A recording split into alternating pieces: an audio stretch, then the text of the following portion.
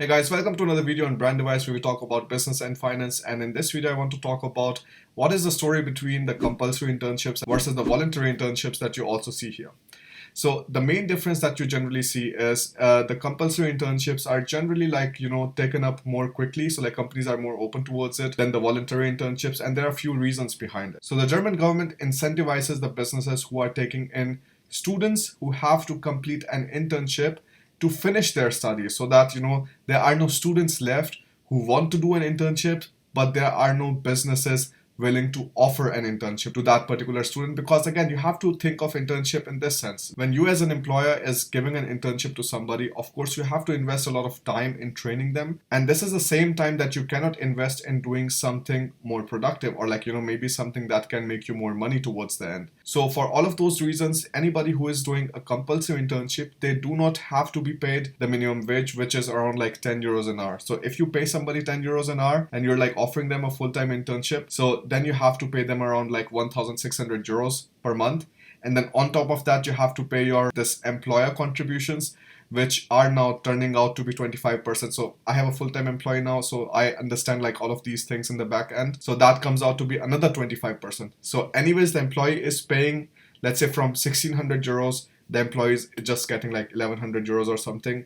And then on the top of that, the employer has additional 25% cost that he also has to like bear or like just has to put in his calculations. But if it is a compulsory internship, then it could also be, let's say 700 euros, 800 euros, 500 euros, 400 euros. Because again, the main purpose of the internship, a compulsory internship, is to gain experience as part of the studies.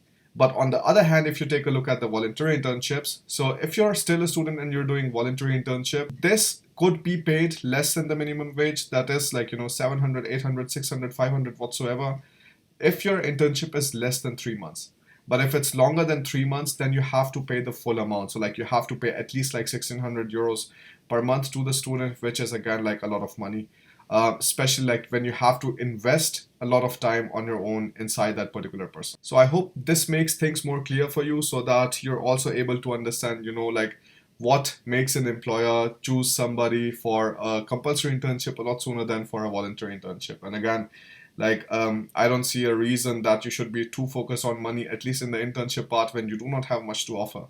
When you're a proper, full skilled professional and you're actually going inside a company because you're going to be able to take care of a few tasks right away, then it makes sense to pay you as a proper employee who has a lot of skills. But if you're just starting out, then your main concern shouldn't be the money. The main concern should be to prove yourself, to show that you are very skillful and that you can take care of tasks. And then of course, money follows. Because if you're able to do those things, the business of course makes more money. And then afterwards, some of that money can again be rewarded back to you. So this is how everything works in Germany. I will be making more videos about how do you set up your own business, about the parts of the employer contributions, because I think that is also very important and very less people know about it, especially the ones who want to start their own business in Germany. So all of that will be coming up in the next videos. Thank you so much for watching this video. I will see you in the next one. If you have any kind of questions left, let me know in the comment section below and I will look forward to see you there.